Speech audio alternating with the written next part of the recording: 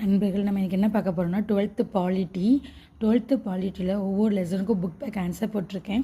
இப்போ நான் என்ன போட போகிறேன் அப்படின்னா 3rd லெசனுக்குரிய புக் பேக் தான் பார்க்க போகிறோம். ஏற்கனவே நீங்கள் பார்க்கணுன்னா இதை லைக் பண்ணி சப்ஸ்கிரைப் பண்ணி வச்சுக்கோங்க.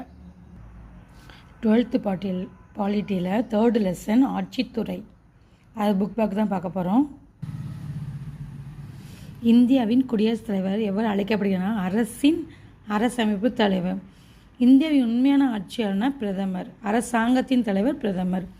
எவ்வாறு இந்தியாவில் குடியரசுத் தலைவர் தனது பதவிக்காலம் முடிவதற்கு முன்பு தனது அலுவலகத்திலிருந்து நீக்கப்படலாம்னா நாடாளுமன்றத்தில் 2 அவைகளில் கண்டனம் தீர்மானம் நிறைவேற்றுவதன் மூலம் அவர் குடியரசுத் தலைவர் பதவியை நீக்கலாம் நண்பர்களே.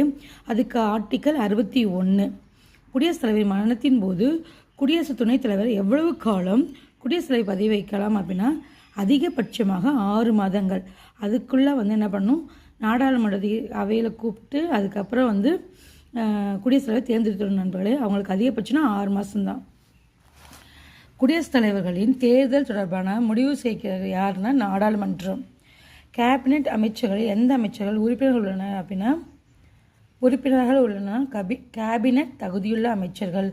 குடியரசுத் தலைவருக்கும் அமைச்சர் குழுவிற்கும் இடையே தகவல் தொடர்பு பாலமாக இருப்பவர் பிரதமர்.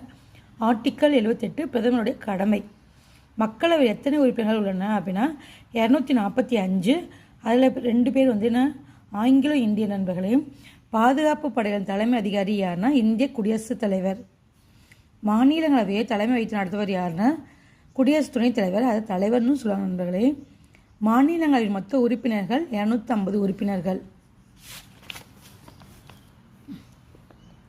இந்திய அரசமைப்பின் கீழ் மக்களவையின் நிலை உயர்ந்த நிலை. பின்வரும் அவசர நிலையில் இதுவரை அறிவிக்கப்படவில்லை அப்படின்னா தேசிய அவசர நிலை. ஓகேங்களா, அது ஆர்டிக்கல் 352. அரசமைப்பு இயந்திரம் செயல்படாத போது அறிவிக்கப்படும் அவசர நிலை மாநிலத்துக்குரியது 356. நிதி நெருக்கடி தான் 360. இது எந்த பகுதியில் குறிப்பிட்டிருப்பாங்கன்னா 18 பகுதியில் குறிப்பிட்றாங்க. 3 அவசர நிலை, ஒன்று தேசிய அவசர நிலை, இன்னொன்று மாநிலம், இன்னொன்று நிதி நெருக்கடி. ஓகேங்களா, நிதி நெருக்கடி மட்டும்தான் இன்ன வரைக்கும் பண்ணவே இல்லை. இந்திய குடியரசுத் தலைவர் யாரை மாநிலங்களின் உறுப்பினராக தேர்வு செய்யப்படுவார் அப்படின்னா கலை, இலக்கியம், சமூகம், சேவை போன்றவற்றில் சிறந்து விளங்குபவர். பிரதமர் எதன் தலைவர் ஆவார்னா அரசாங்கத்தின் தலைவர். அமைச்சரவைக்கு உறுப்பினர் எங்கு கூட்டாக பொறுப்பில்லைன்னா மக்களவைக்கு. அமைச்சர்கள்னா எங்கே மக்களவையில் நண்பர்களே.